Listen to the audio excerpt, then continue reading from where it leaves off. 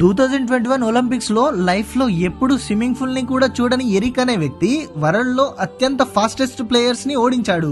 అసలు ఏం జరిగింది అంటే ఆఫ్రికాలో నివసించే ఎరిక్ కు స్విమ్మింగ్ ప్రాక్టీస్ చేయాలని ఉండేది. కానీ ఆ టైంలో స్విమ్మింగ్ పూల్ అంతగా అందుబాటులో ఉండేవి కాదు. అతను ఉండే ప్లేస్ లో స్విమ్మింగ్ పూల్ కోసం చాలా వెతికాడు, కానీ యూజ్ లేకుండా పోయింది. సో దాంతో ఎరిక్ సముద్రంలో ఇంకా చిన్న చెరువుల్లో దూకి స్విమ్మింగ్ ప్రాక్టీస్ చేయడం స్టార్ట్ చేశాడు. ఆ తర్వాత ఒలింపిక్స్ నుంచి వైల్డ్ కార్డ్ ఎంట్రీ ప్రోగ్రామ్ తో ఒలింపిక్స్ లో పార్టిసిపేట్ చేయడానికి ఎరిక్ కి అవకాశం వచ్చింది. కానీ ఎరిక్ ఎప్పుడు పూల్స్ లో ఈత కొట్టిందే లేదు. కానీ పక్కన ప్లేయర్స్ ఇద్దరు ప్రొఫెషనల్స్, ఇంకా ఈజీగా ఎరిక్ ని ఓడించగలరు. దానివల్ల ఎరిక్ ఆ టైంలో చాలా నర్వస్ ఫీల్ అయ్యాడు. అప్పుడే రేస్ కౌంట్ డౌన్ స్టార్ట్ అయింది. కట్ చేస్తే అందరూ షాక్ లో ఉన్నారు. ఎందుకంటే ఎరిక్ తో రేస్ లో ఉన్న ఇద్దరు ప్లేయర్స్ కౌంట్ డౌన్ ఎండ్ కాకముందే పూల్ లోకి దూకడం వల్ల డిస్క్వాలిఫైడ్ అయ్యారు. దాంతో ఎరిక్ ఒక్కడే రేస్ ని ఫినిష్ చేశాడు. ఎప్పుడు కూడా స్విమ్మింగ్ పూల్ లో స్విమ్ చేయని వ్యక్తి రేస్ ని ఫినిష్ చేయడంతో అందరూ స్టాండింగ్ ఓవేషన్ ఇచ్చారు.